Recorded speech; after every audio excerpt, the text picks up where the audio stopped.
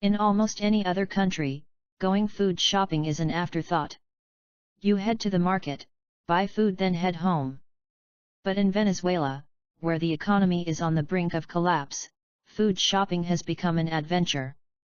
There's an hours-long wait to enter the supermarkets. Shelves are empty. Meat and chicken, and even diapers, are nowhere to be found. People are so desperate for food that fights break out in the aisles. On May 31st, a line formed early in a supermarket in El Capital, located in eastern Caracas. It lasted until the store closed at 7 p.m. because they received wheat for the arepas, a product tough to find these days. The line started outside of the mall's parking lot, where the supermarket is located.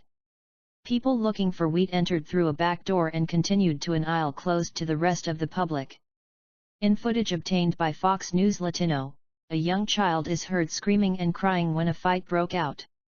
The child's mother was accused of being a bachacera, what the government calls those who buy regulated goods to later resell on the black market. The woman's young son screams no. And me mama, my mother, when people threaten to report her to police. Situations like this one are no longer unusual in Venezuela. There were more than 70 cases of looting or looting attempts in May, most of them in supermarkets, according to the Venezuelan Observatory of Social Conflict. Sometimes looting begins when stores don't sell products fast enough or run out of supplies. According to local polling firm Dataanalysis, scarcity in Caracas supermarkets reached 82% this year, meaning that people only find 2 out of every 10 items on their list. It's been 2 years since the last time that we had enough food to fill up every shelf, Jorge Luis Lastra, head of the Workers' Union of Bicentenario Supermarket, the state-run grocery store chain that began operating in 2010.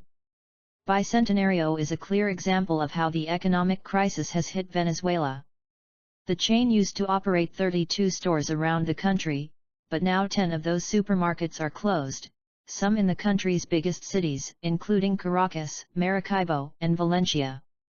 In the coming months there could be more closures, Lastra told Fox News Latino. We were 8,500 workers and now we are down to 3,500. If you go to the meat or butcher section of any Bicentenario, you will find refreshment drinks or other products, but not meat or chicken. In the dairy department, there is just yogurt, if you are lucky. In Bicentenario and other stores, employees apply a trick to deceive the public. To fill shelves they use any given product. That's why it is possible to find an entire aisle full of vinegar, for instance. In other places, like Farmatodo, a pharmacy, and a convenience store, they eliminated more than 3 aisles to reduce the number of shelves to fill. We haven't sold meat or chicken in more than a year. In fact, most of our stores don't sell any kind of food with regulated prices, like milk, wheat, sugar, Lastra told FNL. This is why most Bicentenario stores don't have the long lines the private supermarkets do. In an effort to make the process more efficient, the government recently announced a new social program to sell bags of food directly to communities without making residents go to grocery stores. But experts don't think that strategy will work. Venezuela's crisis is not about the distribution of food. The problem is that we are not producing, Tomás Soches, an economist and a local expert on food production, told FNL. In a recent survey, the Industrial Chamber of Venezuela, or Conindustria, revealed that 70% of its members said their production has dropped significantly since last year. Since 1996, 3 years before Chavismo took power in 1999, 8,000 companies have shuttered, according to Conindustria. That's a 2/3 decrease since 1993. To make things worse, the government recently announced it will cut imports by 46% because of the shortage of dollars the country is facing. Soches thinks that things could become worse in the upcoming months. If that's true, buying food might become even a bigger adventure. Now that the oil prices are going down, Venezuela has run out of money. Maduro's regime is also losing support among his neighbors. Until recently, Brazil and Argentina, perhaps 2 of the most important countries in South America, were governed by socialists who gave support to Chavez and Maduro. But now it appears Brazil and Argentina have new, more pragmatic presidents. The Venezuelan opposition, who since last year has the majority in the National Assembly, is now collecting signatures in order to call a referendum that could end Maduro's days in power. Meanwhile, the Organization of American States will also debate the possibility of evoking its democratic charter against Venezuela, what might result in an unprecedented suspension. It seems, however, that Maduro will double down on the authoritarianism. He told the organization's Secretary-General to stick the democratic charter wherever it fits and announced he will prosecute the opposition leaders who asked for the intervention of the OAS. Even though it is unclear when, and how, Venezuela will get rid of its socialist policies, the current crisis might end up creating the conditions for the rebirth of freedom in that country. Venezuelan President Nicolas Maduro announced Tuesday that 3 Air Force generals linked to the ultra-right wing were arrested and accused of plotting a coup d'état. Last night we captured 3 generals, who tried to raise the Air Force against the legitimate, constitutional government, Maduro said on state TV during a meeting with South American foreign ministers in Caracas. They, the generals, were saying this was the decisive week to generate a coup d'état in Venezuela, said Maduro. He added the generals were captured with the help of others in the Air Force. He did not name the officers, but said the plot was revealed by colleagues of the generals who were alarmed when they heard of the conspiracy. The 3 were now in custody of military courts. The latest announcement comes after 5 weeks of violent clashes that have left 35 people dead. Student groups and others have protested shortages of basic goods as well as high inflation and one of the worst rates of violent crime in the world. Maduro made the statement from the presidential residence, Miraflores, where he met with officials from the Union of South American Nations, UNASUR. He said the group would participate in his National Peace Conference during their 2-day visit.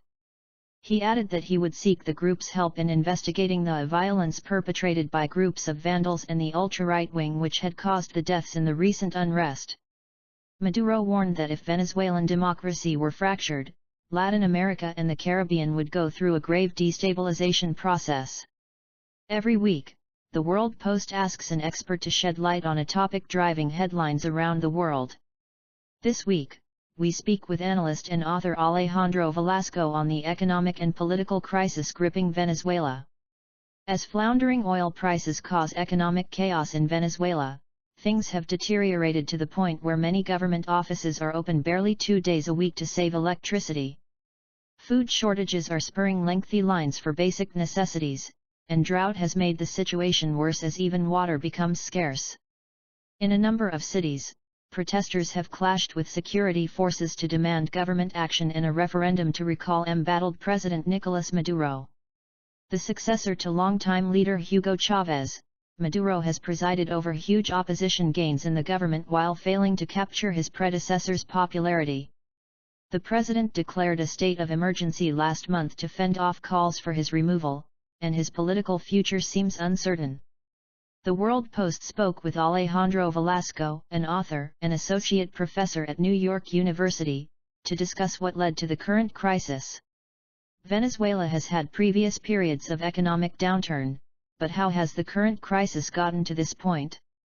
There are both historic and more contemporary reasons for it. The historic, more structural ones have to do with Venezuela's long-term dependence on one resource commodity, which is oil. In times of oil booms, Venezuelan governments go on spending sprees that don't really generate into productive domestic industrial sectors. That means the country has become dependent on imports. While oil money is flowing, you can buy whatever imports that you want, but when that oil money stops, you have much less resources to buy. This is the pattern that we've seen in previous decades, and we also saw it again in the decade under Chavez.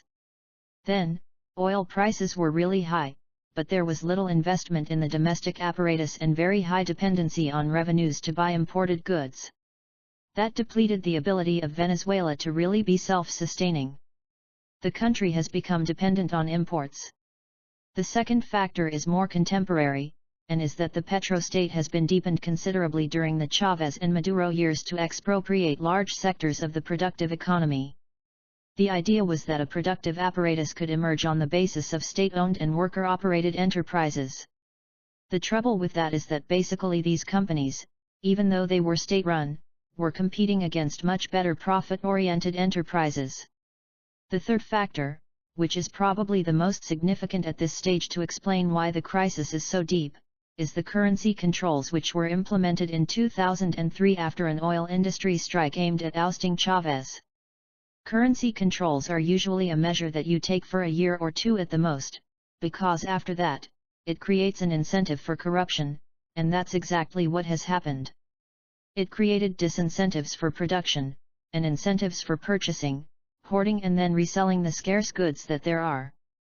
In what way are the food shortages and closures affecting people in Venezuela right now? The most dramatic way is the lack of access to basically anything and everything. As shortages of domestic products increase, that means there's scarcer availability of products, ranging from flour to more manufactured products.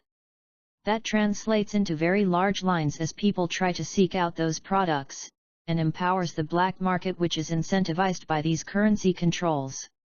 Shortages and extremely high, inflated prices on the black market are major ways that people are feeling it. We're seeing other ways as well. There's a shortage of medicine, and we're seeing shortages of parts for hospitals. 7 p.m. because they received wheat for the arepas, a product tough to find these days. The line started outside of the mall's parking lot, where the supermarket is located. People looking for wheat entered through a back door.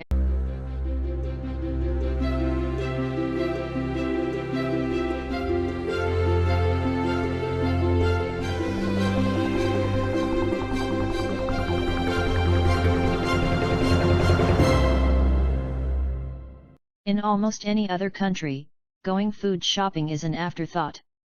You head to the market, buy food then head home. But in Venezuela, where the economy is on the brink of collapse, food shopping has become an adventure. There's an hours-long wait to enter the supermarkets. Shelves are empty. Meat and chicken, and even diapers, are nowhere to be found.